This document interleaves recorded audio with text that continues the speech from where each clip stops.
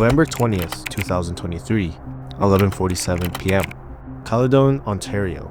Mr. and Mrs. Sidhu were visiting from India to see their grandchildren, staying with their daughter Jaspreet in a quiet rental home. Gunmen burst through the door. Tragically, the parents were killed instantly, and Jaspreet was gravely injured. Jaspreet from her hospital bed would later speak about the horrific night, saying, "I heard my mother's last screams, and after that, it was complete silence." This incident was a hit that was ordered from Mexico. But here's the thing. The Sidhu family had zero connection to any criminal organization. Ontario Provincial Police stated plainly, this was a case of mistaken identity.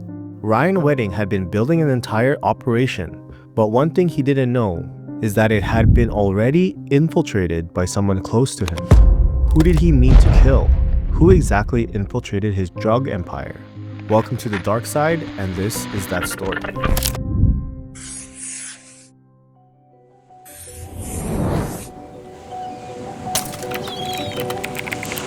Thunder Bay, Ontario. Ryan Wedding didn't have the rags to riches Hollywood story. He had the life most kids and even adults would want. Ryan grew up in Mount Baldy, at a ski resort that his grandparents owned. At 15 years old, he made the Canadian national snowboarding team, and eventually led to him winning bronze at the 1999 Junior World Championships, then silver in 2001. His parents papered the walls with framed photos of him snowboarding. His dad paid up to $40,000 per year for training. That meant no summer jobs for Ryan. Just racing, working out, and eating right. Bobby Allison, a former national champion, told Rolling Stone, he had no fear. A lot of kids say they want to go fast, but they hold something back. Ryan had none of that. He was a force to be reckoned with. But after this, everything changed. Now back to February 14th, 2002, Valentine's Day. The 2002 Winter Olympics in Salt Lake City. Hey, can you guys see me? Ryan was at the opening ceremonies with a phone call with his mom. The cameras were on him. Nike was giving him free gear.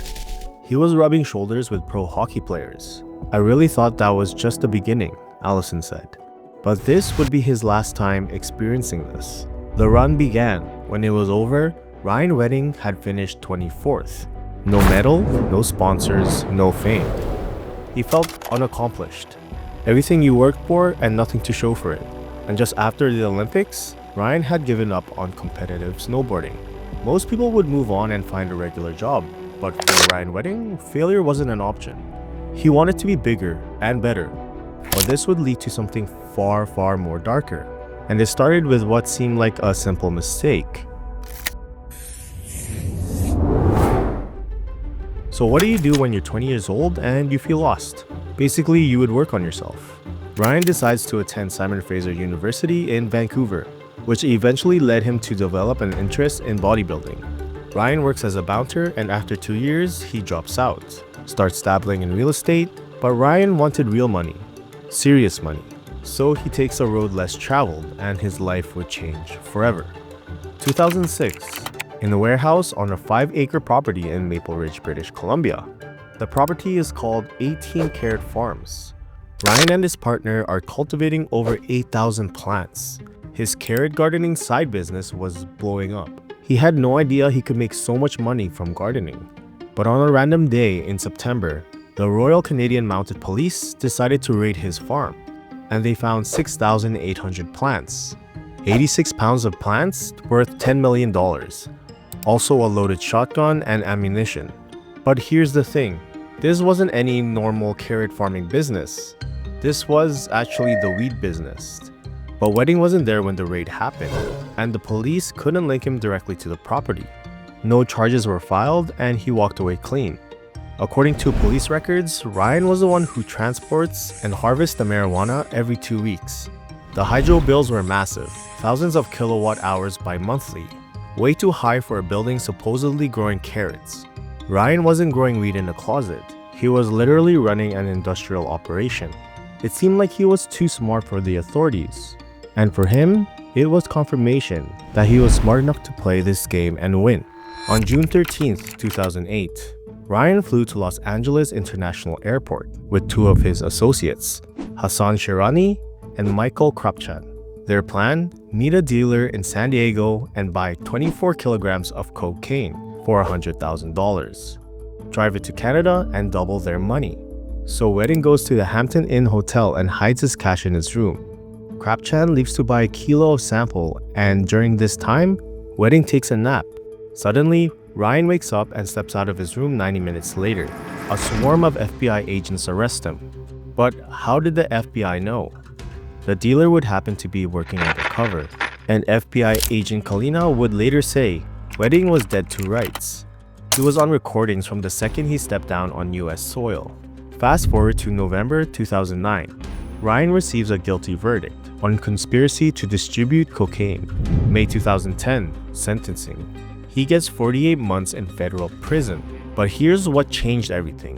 Wedding was sent over to a private prison called Reeves County Detention Complex in Texas, and the authorities made a huge mistake. This private prison was mainly occupied by immigrants and people on the lower rungs of Mexican drug trafficking organizations. Mules, smugglers, people with connections, and Wedding, being as clever as he was, paid attention. He networked and he learned. Most importantly, he met Jonathan Acevedo Garcia, a Montreal-born drug trafficker in his early 40s who knew people, the right people. FBI agent Brett Kalina would later reflect, "We really did just turn him into a much better drug dealer than he ever was when he started with us." They had no idea how right he was, because what Wedding built next would make his Olympic failure look like a warm-up run.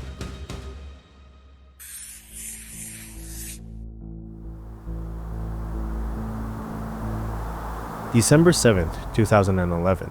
Wedding walks out of federal prison and was deported back to Canada. But he didn't go back empty-handed. He came back with something most criminals don't have, a plan and connections. And I mean real connections. He's not building a street gang. He's assembling a transnational criminal organization. Think Ocean's 11, but instead of robbing casinos, they're moving tons of cocaine across 3 countries and laundering hundreds of millions to cryptocurrency. Every heist crew needs a specialist. Wedding knew exactly who he needed. Wedding's first recruit was Andrew Clark. Toronto Life magazine features him as a compassionate landlord giving tenants rent discount during COVID-19. He tells them he cares about his tenants, not just their rent. He seems like a model citizen, but his role with Wedding would be complete opposite. Wedding needed someone who can handle the violence. A Toronto elevator mechanic with 17 known aliases, including the Dictator and El Niño Problemático, the problem child. He becomes Wedding's second in command. His role? Operations and enforcement. He'll coordinate murders, manage hit squads, and keep the Canadian distribution network running with fear. This is Wedding's best friend from prison, the guy with all the connections. Wedding's friend is Montreal-born, knows the smuggling routes, and most importantly, knows how to move money without leaving traces.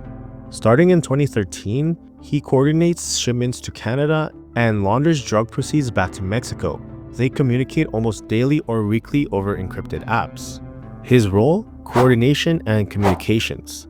The bridge between Colombia, Mexico, and Canada. Wedding trusts him completely. They survive prison together. That bond runs deep. The second recruit? Jonathan Acevedo Garcia. Now every operation needs a source. Wedding needed someone in Colombia who can manufacture, test, and ship industrial quantities of cocaine. In September 2024, he receives an order from Wedding through intermediaries, 300 kilograms of cocaine. He produces it in Cali, Colombia, testing it in cocaine kitchens run collaboratively with a Colombian neo-paramilitary group.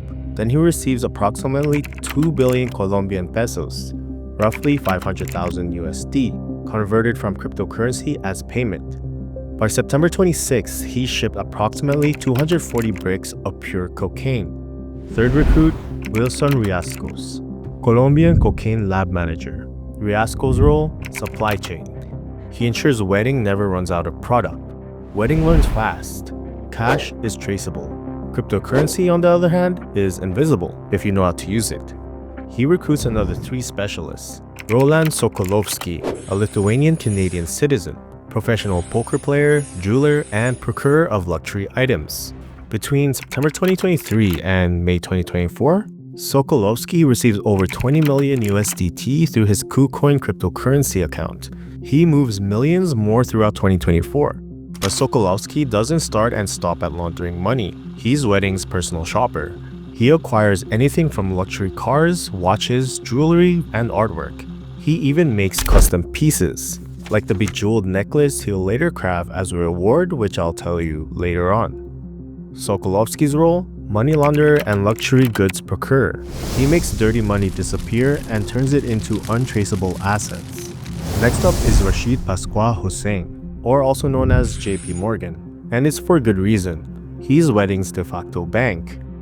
Between May 29th and August 15, 2024, over 4 million USDT flows through his Tether wallet. Between April 29 and October 8, 2024, he sends approximately 207 million USDT directly to Wedding's personal wallet. That's 98.86% of his total funds. Essentially a direct pipeline from the drug proceeds to Wedding's control. Hussein's role? Chief Financial Officer. He consolidates drug money and funnels it to Wedding. Finally, Bianca Canastillo Madrid, a dual citizen of Mexico and the United States. Between July 9th and November 5th, 2024, she receives over 500,000 USDT from Clark's wallet. Between July 12th and September 11th, 2024, she receives another $640,000 USDT from Wedding's personal wallet. Between June 14th and October 1st, 2024, she receives over $3 million of USDT from Hussein. Canastillo Madrid's role? Money manager and payment processor. She handles cash flow for operations in Mexico. Here's how the cryptocurrency network operates. Drug proceeds come in as US dollars, Canadian dollars, and cryptocurrency. The enterprise uses a sophisticated tether network to obscure the money trail, break large amounts into smaller transfers, quickly move the funds through intermediary USDT wallets, and eventually consolidate in hub wallets controlled by Wedding. The flowchart in the indictment shows millions moving between Sokolovsky's KuCoin account through Hussein's wallets, from Clark's wallets, into Wedding's main wallet, with obviously Canastillo managing distributions. It's beautiful, it's sophisticated, and it's nearly untraceable. Nearly. Now with the backbone of the organization complete, Wedding needs one last piece. Wedding needs people to physically move the cocaine, so he contracts with Canadian transportation networks, basically called TPs, who provide their drivers and semi-trucks. The system works like this. The cocaine arrives from Colombia to Mexico, gets smuggled across the US-Mexico border, which are then stored in stash houses in Los Angeles, Riverside, and San Bernardino counties. TP dispatchers pick it up, and TP drivers transport it in long-haul semi-trucks to Canada. On April 9th, 2024, a TP dispatcher named Rakim meets a Colombian associate in Riverside, California, to pick up 375 kilograms of cocaine. On October 1st, 2024, two TP drivers, Dylan and Singh, are caught transporting 521 kilograms of Wedding's cocaine through Arkansas. The operation runs smoothly for years. 100 kilograms per load, $1 billion in revenue. But Wedding's most valuable recruit isn't a smuggler or money launderer. It's his lawyer. Meet Deepak. He is a 62-year-old criminal defense attorney from Ontario. Oh, and his Instagram handle? Cocaine_lawyer. Deepak doesn't just defend Wedding, he becomes part of his organization. When Wedding's associates get arrested, Deepak arranges local counsel to monitor their cases. When Juan Manuel Jimenez gets busted with 201 kilograms of cocaine in California, Deepak contacts lawyers in Los Angeles County to obtain arrest reports and criminal complaints, then sends screenshots to Clark via encrypted messaging. When TB drivers Dylan and Singh get arrested in Arkansas with over 521 kilograms, Deepak springs into action. He calls law enforcement pretending to gather information, locates Singh in prison, directs people to contact Singh's brother while posing as Singh's lawyer, then calls both drivers while Clark secretly listens in. Deepak even sends Clark discovery documents from the Canadian murder investigation of the Sidhu family. Deepak's role? Intelligence officer. He provides court documents, discovery materials, and access to arrested co-conspirators through attorney-client privilege. He's paid with luxury watches and additional fees, of course. By 2013, Wedding has already assembled his team, but building an empire wasn't enough. Wedding learned something in prison that most businessmen never understand. Fear matters more than profit. The perfect crew, the perfect operation, the money flowing like a river. But to stay on top, Wedding knows he needs to send a message. Violence isn't just about eliminating threats, it's about controlling the narrative, making examples, and that's exactly what he's about to do. Because when someone crosses the wedding criminal enterprise, there's only one response, and it starts with a mistake that will haunt an innocent family forever.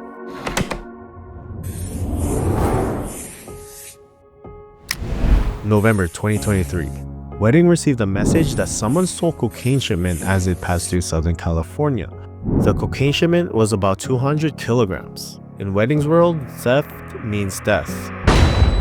Wedding gives the order. Find whoever did it and off them. November 20th, 2023, 11:47 p.m. Gunmen break into a rental home in Caledon, Ontario, and open fire on a family they mistakenly believe is connected to stealing the cocaine shipment. Mr. and Mrs. Sidhu, visiting from India, were killed in the attack, and their daughter Jaspreet survived with life-altering injuries. The hit was meant to send a message. Instead, it creates a massive problem. Wedding's enforcers make a fatal error. They get the wrong address. The person they were aiming for, they believed was a TP co-conspirator. The family they aimed for had absolutely no connection to Wedding's organization. International headlines, outrage, innocent victims from India murdered in Canada over a drug debt in California. Law enforcement intensify their investigations, but Wedding doesn't stop. He compiles a hit list. According to separate Canadian investigations, one target was Randy Fader, shot once in the head in his Niagara Falls driveway on April 1st, 2024. Payment $100,000 plus expenses. Well, now the message is clear. Cross the Wedding criminal enterprise and bye-bye. Fear works. The organization expands, and the money keeps flowing. But what Wedding doesn't know is that while he's building his empire and eliminating threats, the FBI is already inside his operation, and they're watching everything. Deepak creates a 3-month group chat titled 9/11 Arkansas and starts gathering intelligence, even calling the drivers while Clark secretly listens in. But why? Spring 2024. The empire starts to crack. April 9, 2024. TP dispatcher Rakim is caught with 375 kilograms of Wedding's cocaine in Riverside, California. Deepak immediately goes to work, arranging lawyers, obtaining arrest reports, sending discovery to Clark. October 1st, 2024. Juan Manuel Jimenez is arrested with 201 kilograms in Moreno Valley, California. Again, Deepak springs into action. October 1st, 2024. 2 TP drivers Dylan and Singh are arrested in Arkansas with 521 kilograms. October 17, 2024. The U.S. Department of Justice announces charges against 16 people linked to Wedding's organization in what they call Wedding 1. The press conference is damning. Federal prosecutors lay out the entire operation. The cocaine trafficking, the money laundering, the violence. Wedding's name and face are everywhere. His billion-dollar empire is now front-page news. On or after October 17, 2024, Wedding meets Deepak. Deepak, Wedding's own criminal defense attorney, gives him advice that will both seal their fates. Off the witness.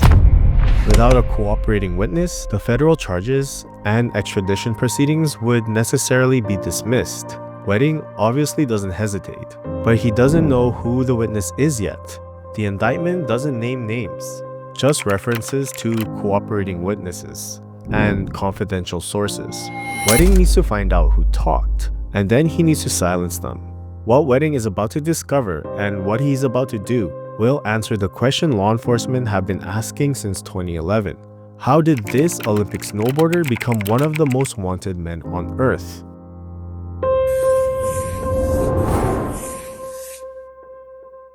The answer came through encrypted messages, Graphene OS phones, Threema chats, cryptocurrency transactions moving hundreds of millions of dollars. The FBI had been monitoring everything, every kill order, every cocaine shipment, every payment.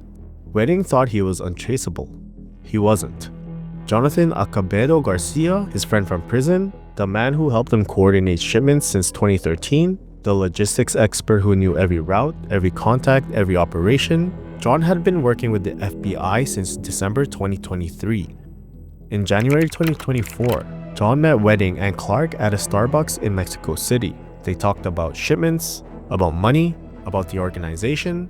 What Wedding didn't know was John was wearing a wire. FBI agents were conducting surveillance outside. The FBI had everything on tape. Wedding placed a $5 million bounty on John's head. He enlisted an entire network to hunt him down. Adna Ona, a Montreal hitman, Carmen Flores, a Colombian worker who ran a network of sex workers to locate targets, Singh Ball, operator of the Dirty News website, who posted John's photo on Instagram on November 5th, 2024, with the caption, "This guy single-handedly ratted out one of the strongest underworld networks that this world has ever seen. Good chance he'll never be found again." Alistair Chapman paid Ball $10,000 Canadian for the post. Ahmad Nabil Situn traveled from Colombia and Mecca, Saudi Arabia to locate John, receiving $40,000 Canadian for his efforts. Edwin Basora Hernandez, a reggaeton artist who provided John's cell phone number for between $500 to $1,000 Canadian. Wedding even paid $18,500 for phone tracking technology. January 31st, 2025, Medellin, Colombia. John was eating with friends at a restaurant when a motorcyclist followed him inside. The shooter approached the table. John was instantly taken care of in the hit. The attackers fled on motorcycles. Within minutes, Wedding received a confirmation of the hit via encrypted messaging. Ball posted on Instagram, gloating that the informant had been taken down. He followed up with, "One of the informants involved in dismantling Ryan Wedding's transnational organization criminal network has been assassinated in Colombia. There were bounties being placed on every individual involved in snitching. Some of these bounties were being recorded as 7-figure hits. The criminal underworld will always find you. The world isn't big enough to hide." Wedding paid approximately 500,000 USDT to the Colombian conspirators. Adna Ona received $150,000 Canadian and 30 kilograms of cocaine. Roland Solovsky even made Ona a custom bejeweled necklace as a bonus reward.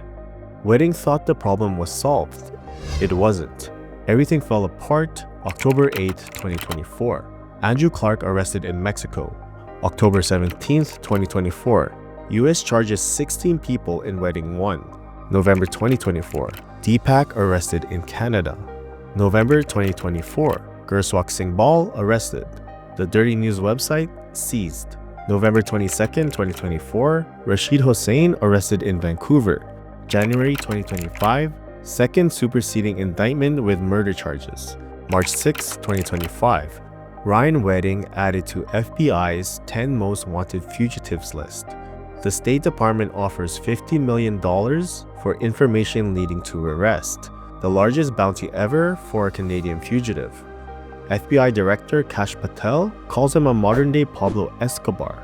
He's the modern-day El Chapo. He is the modern-day Pablo Escobar. Attorney General Pam Bondi, he controls one of the prolific and violent drug trafficking organizations in this world. He's currently on the FBI's and has been top 10 most wanted list. He controls one of the most prolific and violent drug trafficking organizations in this world.